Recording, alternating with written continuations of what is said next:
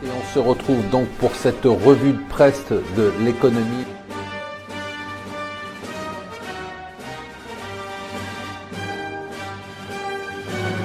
Bonjour et bienvenue sur Mon Financier pour la revue de presse de l'Écho. Nous sommes le mardi 20 septembre pour les marchés oubliés, il ne se passe rien.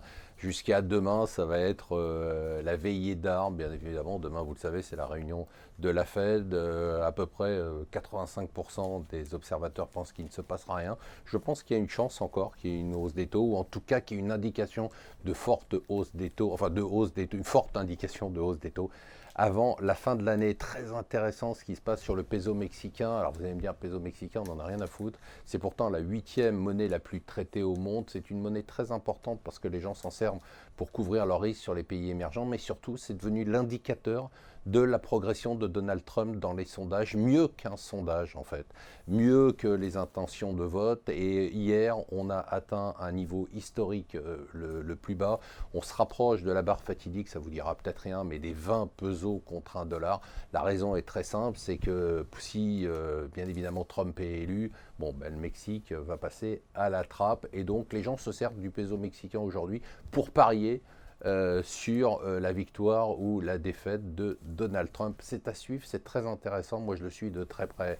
Hier, je ne vais pas vous dire que je trouve ça admirable parce que vous allez dire que je fais de l'Angela béatitude, mais Angela Merkel a fait un mea culpa en disant « Je ne regrette pas le fait d'avoir accueilli 1 million de réfugiés, je regrette de ne pas m'y être préparé, je ne regrette de ne pas avoir préparé le pays. Je suis désolé, j'ai donc fait une erreur. J'ai en plus utilisé un slogan qui disait on peut le faire et en fait on ne peut pas le faire, et un slogan ce n'est qu'une chose totalement creuse. C'est assez rare de voir des politiques en exercice avoir le courage de faire ce type de déclaration, mais elle l'a fait. Je pense que je ferai un papier spécial, mais je vous en parle quand même. Vous savez qu'il devait y avoir un travail de simplification des minimums sociaux, et en fait, si vous regardez ce qu'il y a comme minimums sociaux, vous allez vous apercevoir que le revenu universel, il existe déjà en France sous différentes formes. C'est plutôt assez effrayant.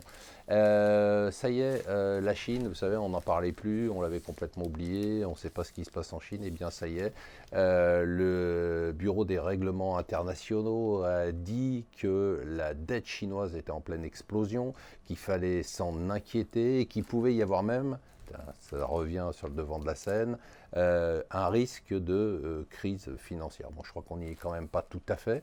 Ce qui est très surprenant, c'est que les marchés, par rapport aux élections américaines, ne s'y intéressent absolument pas. C'est très étonnant, à part sur le peso mexicain. On ne voit rien, mais rien, sur aucun autre instrument qui pourrait nous faire penser que les marchés se positionnent sur une victoire éventuelle de Trump, qui progresse dans les swing states et dans des États importants.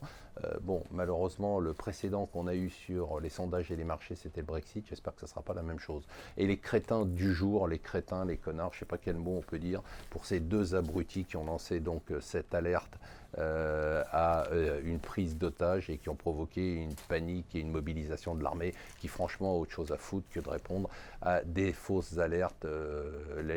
Un adolescent a été arrêté, le deuxième va l'être prochainement. Voilà, restez avec nous sur Mon Financier.